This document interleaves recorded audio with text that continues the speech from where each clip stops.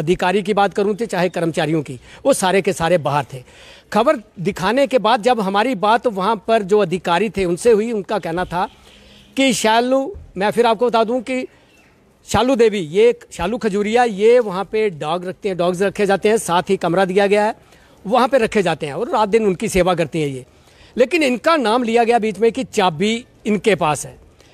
लेकिन ये खबर भी आपको दिखा रहा, देखिए दोनों तरफ खबर दिखाना हमारे लिए ज़रूरी रहता है कि एक पक्ष का अगर हम लेंगे तो ये कहेंगे कि आपसे हमसे बात नहीं की, लेकिन ये दिखाने के लिए कि इनसे भी पूछा जाएगा कि आखिर चाबी आपके पास कैसे आई। शालू जी, आपका वीरा चैनल में स्वागत है।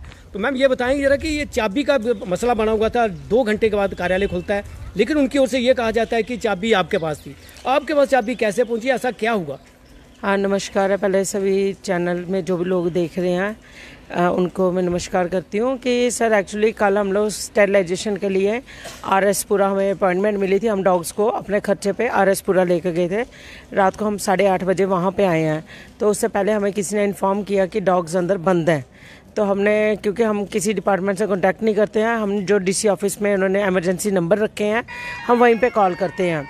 हमने वहाँ पे कॉल की और उनको सारी प्रॉब्लम बताई, तो उन्होंने ही सारा जो है कि आगे बातचीत कर बंदे भेजे हैं, तो उन्होंने डॉग्स को निकाल दिया है। अब बात आई है चाबी की, तो हमने आकर चाय मंगवाई, क्योंकि हम जम्मू से डायरेक्ट आए हुए थे, थके हुए थे। मैं चाय की कैटल देने गई चाय वाली दुकान पे। आगे जो बंदे खोल के गए थे, डॉग्स को निकाल के गए थे, वो बंदा वहाँ पे चाबी दे रहा था उस बंदे को, चाय वाले को। मैंने उस बंदे को बोला, मेरे को ये चाबी दे मेरे को, तो उसने मेरे को चाबी हैंड ओवर कर दी। मैंने कहा एक काम करना, डिपार्टमेंट में इन्फॉर्म कर देना कि ये जो चाबी है ये शालू दीदी ले गए हैं और वो सुबह जो है डीसी मैम को ही हैंड ओवर करेंगी। ये मैंने इनको रात को ही बता दिया था सबको।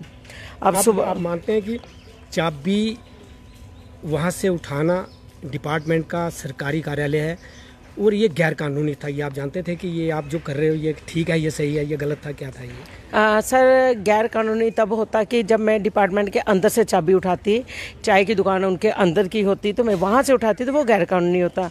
चाय की दुकान मार्केट के बीच में है, जहाँ पे 100 किस्म के लोग आते हैं और वहाँ पे चाबी रखी जाती है। काफ़ी टाइम से मेरी नॉलेज में था कि वहाँ पे चाबी रखी जाती है।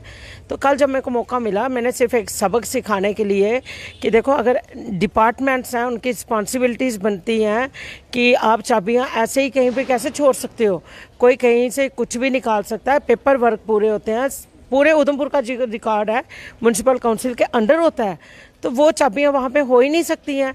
दूसरा नंबर, अगर इन्होंने मेरे पे एलिगेशंस लगाई कि मैंने चाबियाँ छीनी है, सर मैंने चाबी छीनी नहीं, मैंने चाबी को लेकर करना क्या, छीन के मैंने क्या करना है, मैंने वहाँ से चाबी ली है और मेरा यही था कि मैं डीसी मैम को बताऊंगी, मैम ये डिपार्टमेंट के बीच हो रहा है तो प्लीज़ आप देखो। आप मानते हो कि 2 घंटे ये दफ्तर बंद रहा, लेकिन कुछ लोग जो कि म्यूनसिपल विभाग कार्यालय में अपने काम के लिए आते हैं वो उन्हें भी परेशानी आई है, वो भी बाहर रहे, डिपार्टमेंट बाहर रहा, वहाँ पे पुलिस पहुँची, तहसीलदार तक वहाँ पर आ गए।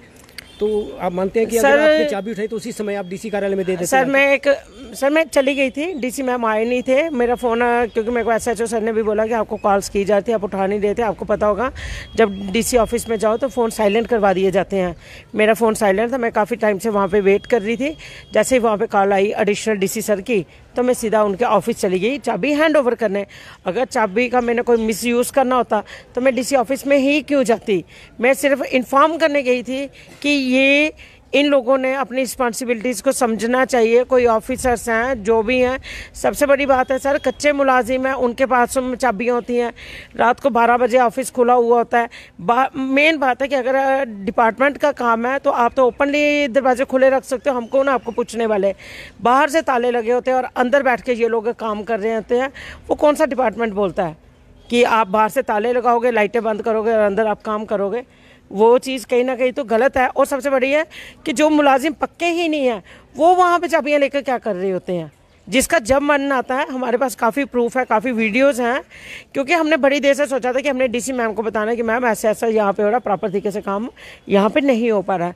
तो बस वही था, पर इन्होंने उस तरीके से गलत ले लिया कि मैंने इनको परेशान किया। हाँ परेशानी हुई है, उससे इन लोगों को सबक लेना चाहिए कि अपने काम के लिए ईमानदार रहना चाहिए। यही मकसद था मेरा। तहसीलदार मौके पर पहुँचा, SHO मौके पर पहुँचा, क्या मानते हैं कि FIR आप पर लग सकती है, लगी है या? सर देखो FIR मेरे पे अगर लगाना चाहते हैं तो वो लगाएं, शौक से।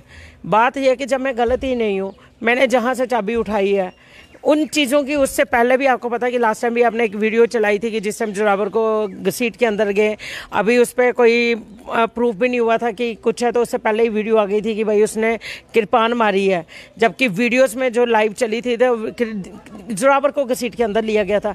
उस चीज़ पे कार्रवाई क्यों नहीं हुई है? कार्रवाई लास्ट ईयर मेरे ऊपर FIR लगाई थी बिना किसी काम के। तो इन चीज़ों पे भी इंक्वायरियाँ होनी चाहिए।